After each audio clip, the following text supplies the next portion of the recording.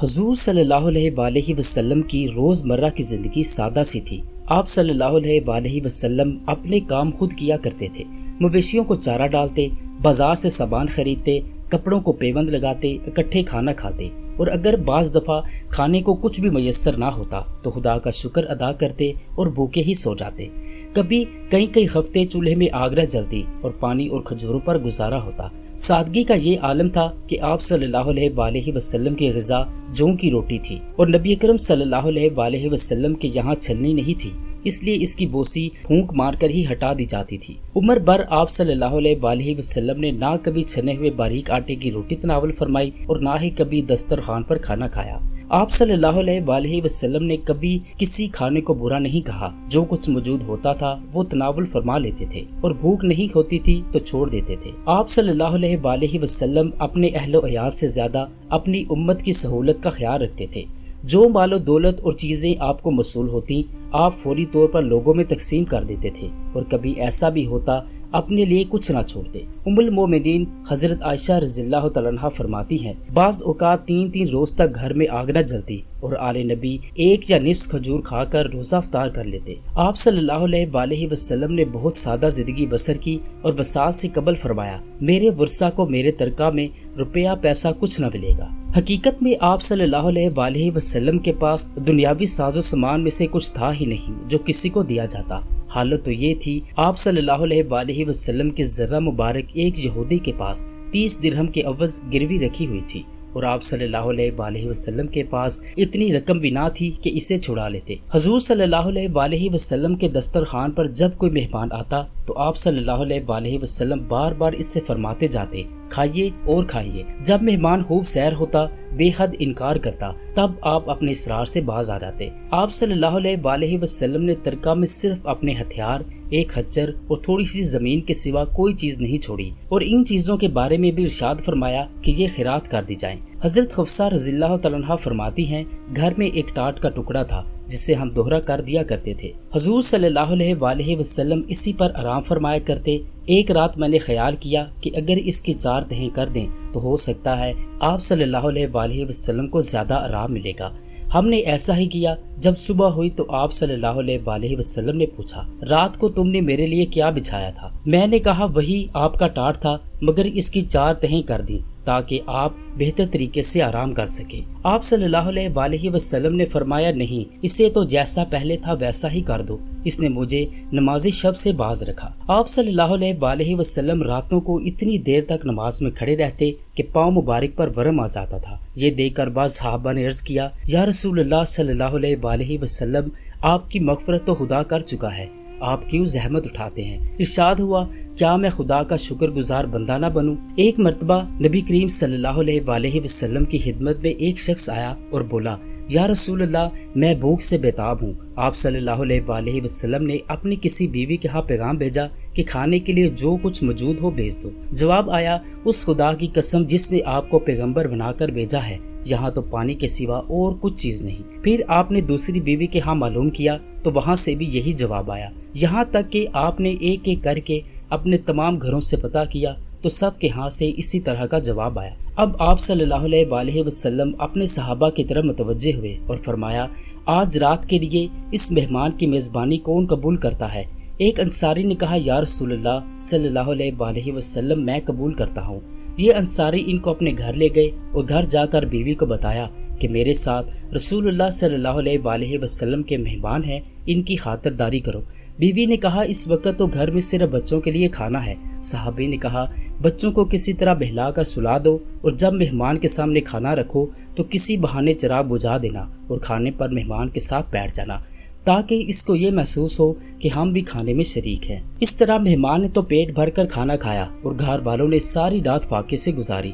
صبح جب صحابی نبی کریم صلی اللہ علیہ وآلہ وسلم کی خدمت میں حاضر ہوئے تو آپ صلی اللہ علیہ وآلہ وسلم نے دیکھتے ہی فرمایا، تم دونوں نے رات مہمان کے ساتھ جو حسن سلوک کیا وہ خدا کو بہت ہی پسند آیا۔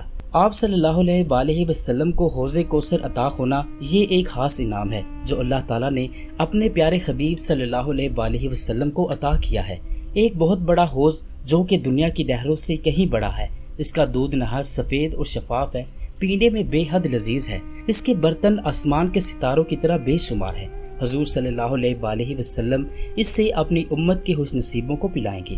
رسول اللہ صلی اللہ علیہ وآلہ وسلم کا ارشاد ہے، جس رات مجھے معراج کرائی گئی، میرا گزر ایسی نہر سے ہوا جس کے کنارے موتیوں کے خول سے بنے ہوئے تھے۔ میں نے جبرائیل علیہ السلام سے پوچھا یہ کیا ہے، تو انہوں نے فرمایا یہ کوثر ہے۔ رسول کریم صلی اللہ علیہ وآلہ وسلم کو اللہ تعالیٰ نے ایسے کلمات سے نوازا ہے جو بظاہر بہت چھوٹے اور مختصر ہیں، لیکن معافی کا سمندر ان میں موجود ہوتا ہے۔ حضرت ابن مسعود رضی اللہ عنہ سے روایت ہے، نبی کریم صلی اللہ علیہ وآلہ وسلم کو خیر کے جامع کلمات جن کے آغاز اور اختتام میں بھی خیر ہے عطا فرمائے گئے ہیں۔ آپ صلی اللہ علیہ وآلہ وسلم نے فرمایا مجھے جامع ترین کلمات سے نوازا گیا ہے۔ آپ صلی اللہ علیہ وآلہ وسلم کی شخصیت میں خاص روب کی کیفیت تھی۔ آپ صلی اللہ علیہ وآلہ وسلم کا ایک خاص وصف تھا کہ باہر سے آنے والے کئی دشمن آپ کو دیکھ کر ہی مرعوب ہو جاتے اور ان کے ناپاک عزائم خاک میں مل جاتے۔ سیدنا جابر بن عبداللہ رضی اللہ عنہ روایت کرتے ہیں، نبی کریم صلی اللہ علیہ وآلہ وسلم نے فرمایا مجھے کئی چیزیں ایسی دی گئی ہیں جو مجھ سے پہلے کسی نبی کو نہیں دی گئیں۔ مجھے 1 مہینہ کی مسافت سے روب کے ذریعے مدد دی گئی، پوری روئے زمین میرے لیے مسجد اور پاک بنا دی گئی، لہٰذا میری امت میں سے جس شخص پر جہاں کہیں نماز کا وقت آ جائے وہی نماز پڑھ لے۔ میرے لیے مال غنیمت حلال کر دیا گیا، حالانکہ مجھ سے پہلے کسی نبی کے لیے حلال نہیں تھا۔ مجھے شفاعت کی اجازت دی گئی۔ ہر نبی خاص اپنی قوم کی طرف مبعوث ہوتا ہے اور میں قیامت تک کے تمام انسانوں کی طرف بھیجا گیا ہوں۔ آپ صلی اللہ علیہ وآلہ وسلم پہلے سفارشی ہوں گے۔ امت کے گناہ گاروں کے لیے سب سے پہلے شفاعت کا جو حق دیا جائے گا وہ اللہ کے آخری رسول صلی اللہ علیہ وآلہ وسلم کو دیا جائے گا۔ سیدنا انس بن مالک رضی اللہ عنہ سے روایت ہے، رسول اللہ صلی اللہ علیہ وآلہ وسلم نے فرمایا سارے لوگوں میں سے سب سے پہلے میں جنت کے لیے شفاعت کروں گا اور تمام انبیاء کرام علیہ السلام سے زیادہ میرے تابع دار ہوں گے۔ سب سے زیادہ پیروکار آپ صلی اللہ علیہ وآلہ وسلم کے ہیں۔ کائنات میں جتنے بھی نبی اور رسول آئے ہیں ان سب میں بڑا درجہ حضرت محمد صلی اللہ علیہ وآلہ وسلم کا ہے۔ سیدنا انس بن مالک رضی اللہ عنہ سے روایت ہے، رسول اللہ صلی اللہ علیہ وآلہ وسلم نے فرمایا سارے لوگوں میں سے سب سے پہلے میں جنت کی شفاعت کروں گا اور تمام انبیاء کرام علیہ السلام سے زیادہ میرے تابع دار ہوں گے۔ آپ صلی اللہ علیہ وآلہ وسلم خاتم الانبیاء ہیں، بلا شبہ آپ تمام انبیاء میں سے آخری ہیں۔ آپ صلی اللہ علیہ وآلہ وسلم کے بعد کوئی نبی نہیں آئے گا، ہاں کئی جھوٹے لوگ دعویٰ نبوت ضرور کریں گے۔ حضور صلی اللہ علیہ وآلہ وسلم کا ارشاد گرامی ہے، ہر نبی خاص اپنی قوم کی طرف مبعوث ہوتا تھا اور میں قیامت تک کے تمام انسانوں کی طرف بھیجا گیا ہوں۔ آپ صلی اللہ علیہ وآلہ وسلم کی آل پر زکوٰۃ حرام کی گئی۔ رسول اللہ صلی اللہ علیہ وآلہ وسلم کی ذات پر اور آپ صلی اللہ علیہ وآلہ وسلم کی آل پر ان کی شرافت و عزت کی خاطر اللہ تعالیٰ نے زکوٰۃ کو روک دیا۔ علماء نے لکھا ہے کہ اگر کوئی صحیح نسب سید غریب و نادار ہو تو لوگوں پر لازم ہے کہ خدیہ و عطیات سے اس کی مدد کرتے رہیں، کیونکہ مال زکوٰۃ ان کے لیے ممنوع ہے۔ حضرت ابو ہریرہ روایت فرماتے ہیں، رسول اللہ صلی اللہ علیہ وآلہ وسلم کے پاس کھجور کے کٹنے کے وقت کھجور کا پھل لایا جاتا۔ کبھی ایک شخص اپنی کھجور لے کر آتا اور کبھی دوسرا شخص اپنی کھجور لے آتا، یہاں تک کہ کھجور کا ڈھیر لگ جاتا۔ سیدنا حسن اور سیدنا حسنین کھجوروں سے کھیلنے لگے اور ان میں سے ایک نے کھجور کھا لی اور اپنے منہ میں ڈال لی۔ رسول اللہ صلی اللہ علیہ وآلہ وسلم نے دیکھا تو کھجور ان کے منہ سے نکال لی اور فرمایا کیا تمہیں معلوم نہیں کہ آل محمد صدقہ نہیں کھاتے؟ ہواؤں کے ذریعے مدد فرمائی گئی۔ اللہ کریم نے اپنے محبوب نبی صلی اللہ علیہ وآلہ وسلم کے لیے دین کی سربلندی کی خاطر ہر طرح سے مدد فرمائی۔ سیدنا عبداللہ بن عباس روایت کرتے ہیں، نبی کریم صلی اللہ علیہ وآلہ وسلم نے فرمایا باد صبا کے ذریعے میری مدد کی گئی، جبکہ قوم عاد کو مغربی ہوا کے ذریعے ہلاک کیا گیا۔ اللہ تبارک و تعالیٰ نے قرآن حکیم میں آپ پر اضافی طور پر نماز تہجد لازم کر دینے کا ذکر فرمایا ہے۔ ارشاد باری تعالیٰ ہے، اور رات کی کچھ حصہ میں تہجد ادا کیجیے، یہ آپ کے لیے اضافی حکم ہے۔ سورت بنی اسرائیل۔ حضرت عبداللہ بن عباس سے روایت ہے، میں نے رسول اللہ صلی اللہ علیہ وآلہ وسلم کو یہ فرماتے ہوئے سنا ہے کہ 3 چیزیں ایسی ہیں جو مجھ پر تو فرض ہیں لیکن تمہارے لیے وہ فرض نہیں، ایک وطر، دوسرے صاحب نصاب نہ ہونے کے باوجود قربانی، اور تیسرے چاشت کی نماز۔ حضرت محمد صلی اللہ علیہ وآلہ وسلم کا یہ بھی ایک خاص وصف ہے کہ آپ صلی اللہ علیہ وآلہ وسلم کے اسماء گرامی بے شمار ہے۔ ظاہر میں جو حدیثیں ہیں ان میں تو رسول کریم صلی اللہ علیہ وآلہ وسلم کے چند اسماء مبارک ذکر کیے گئے ہیں، باقی سب نام مانوی ہے۔ یعنی آپ صلی اللہ علیہ وسلم کی صفات کو دیکھ کر احادیث مبارکہ اور سابقہ کتابوں کے حوالے سے مختلف علماء نے جمع کیے ہیں۔ حضور صلی اللہ علیہ وسلم کا ارشاد گرامی ہے، میرے 5 نام ہیں، میں محمد ہوں، میں احمد ہوں، میں ماہی ہوں کہ خدا تعالیٰ میرے ذریعے سے کفر کو مٹاتا ہے، اور میں خاشر ہوں، قیامت کے دن سب لوگ میرے قدموں سے اٹھائے جائیں گے، اور میں عاقب ہوں کہ میرے بعد کوئی نبی نہیں آئے گا۔ آپ صلی اللہ علیہ وسلم کے ذاتی نام احمد اللہ تعالیٰ کی بہت زیادہ تعریف کرنے والا، اور محمد جن کی سب سے زیادہ تعریف کی گئی ہے۔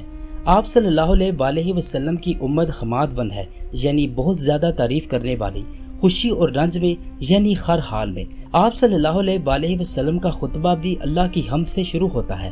آپ صلی اللہ علیہ وسلم پر نازل ہونے والی کتاب بھی الحمد سے شروع ہوتی ہے۔ آپ صلی اللہ علیہ وسلم کھانے پینے میں اور دعا میں بھی الحمد کا تذکرہ بکثرت فرماتے تھے۔ آپ صلی اللہ علیہ وسلم کے خاتمے روز قیامت حمد والا پرچم ہوگا۔ آپ صلی اللہ علیہ وسلم روز محشر عرش الہی کے سامنے سردے میں اللہ کی بے پناہ حمد بیان کریں گے۔ آپ صلی اللہ علیہ وسلم کو مقام محمود عطا کیا جائے گا۔